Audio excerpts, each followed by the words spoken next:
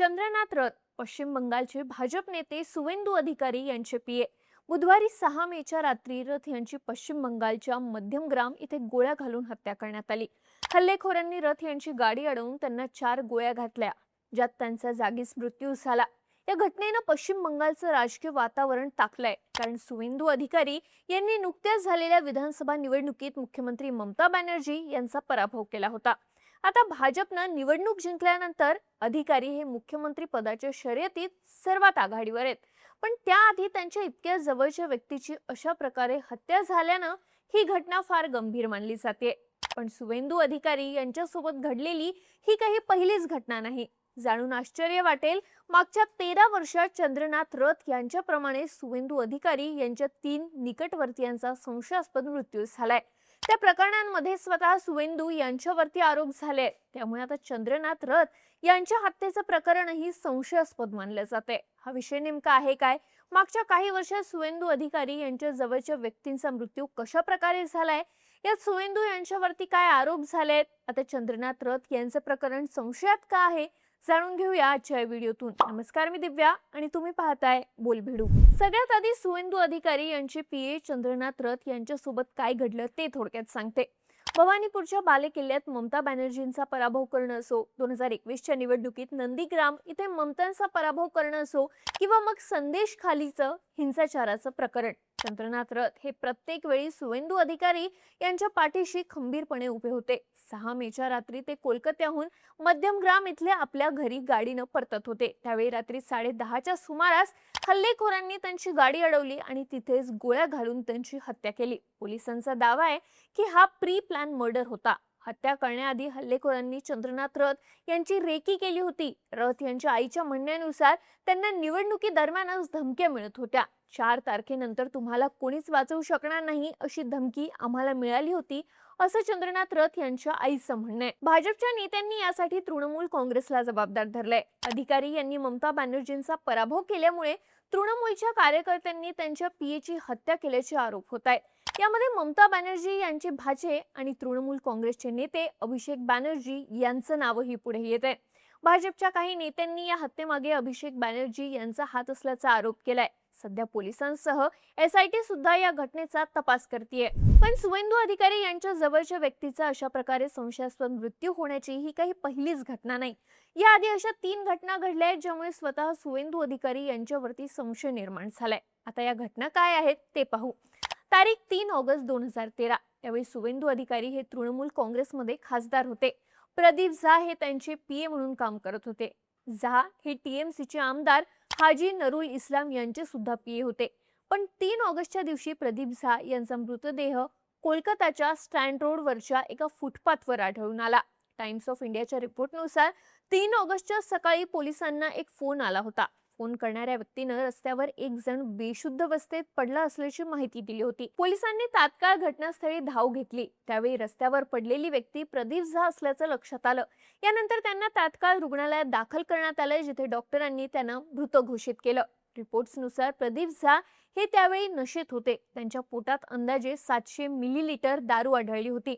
तसंच त्यांच्या घशात अन्नाचे काही कण अडकले होते। महत्त्वाचं म्हणजे त्यांच्या चेहऱ्यावर काही जखमा सुद्धा आढळल्या होत्या।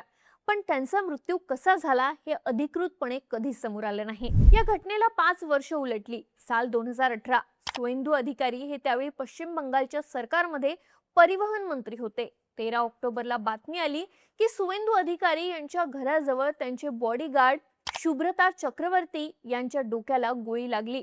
त्यांना तात्काळ रुग्णालयात दाखल करण्यात आलं, पण दुसऱ्या दिवशी उपचारादरम्यान त्यांचा मृत्यू झाला।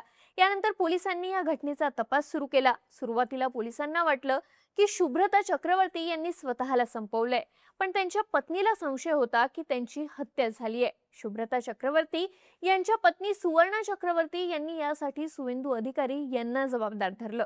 तोपर्यंत सुवेंदू अधिकारी यांनी तृणमूल काँग्रेस सोडून भाजपमध्ये प्रवेश केला होता। पुढे हे प्रकरण सीआयडी कडे सोपवण्यात आलं। सीआयडीने या प्रकरणी हत्येचं कलम 302 आणि कलम 120 अंतर्गत एफआयआर ही दाखल केला होता। अधिकारी जेव्हा भाजपमध्ये गेले तेव्हा या प्रकरणाचा तपास वेगाने सुरू झाला होता। सीआयडीने घटनास्थळी सीन रिक्रिएट केला होता। अनेक पोलिसांची ही चौकशी झाली होती। पण आजपर्यंत या प्रकरणात कोणतीही ठोस माहिती समोर आलेली नाही. शुभ्रता चक्रवर्ती यांची हत्या झाली की त्यांनी स्वतः संपवलं हे आजतागायत समोर आलेलं नाही. आता या प्रकरणाचा तपास सुरू असताना सुवेंदू अधिकारी यांच्या आणखी एका जवळच्या व्यक्तीचा संशयास्पद मृत्यू झाल्याचं समोर आलं.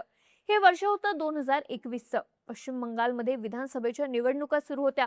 सुवेंदू हे भाजपच्या तिकिटावर नंदीग्राम इथून निवडणूक लढवत होते.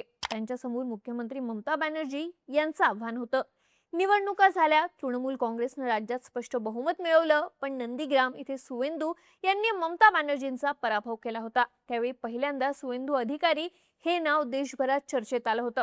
पण निकालाच्या काही दिवसानंतर नंदीग्राम भागातले काउंटिंग एजंट आणि सुवेंदू अधिकारी यांचे ड्रायव्हर असलेले पुलक लाहिरी यांच्या अचानक मृत्यूची बातमी समोर आली. पुलक हे सुवेंदू यांचे अत्यंत विश्वासू सहकारी मानले जात होते. सुवेंदू जेव्हा तृणमूल काँग्रेसमध्ये होते तेव्हापासून ते त्यांच्या सोबत होते. मीडियामध्ये बातम्या आल्या की पुलक लाहिरी यांचा मृत्यू अनैसर्गिक आहे.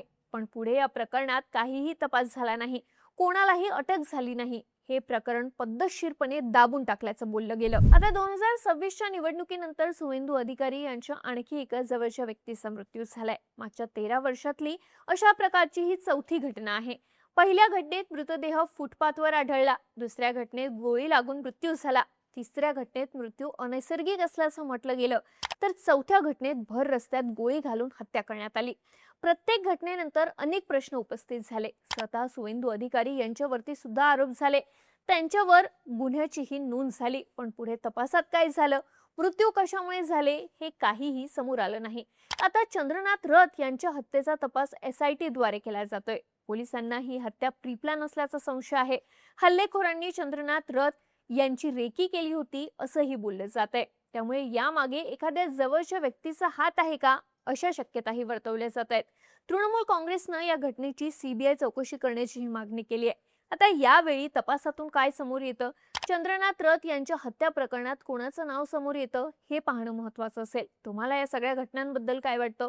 सुवेंदू अधिकारी यांच्या जवळच्या व्यक्तीचा अशा प्रकारे मृत्यू का होत असावा? तुमची मतं आणि प्रतिक्रिया आम्हाला कमेंट करून नक्की सांगा. आणि माहितीपूर्ण व्हिडिओज पाहण्यासाठी बोलबिडूच्या YouTube चॅनलला सबस्क्राईब करायला विसरू नका.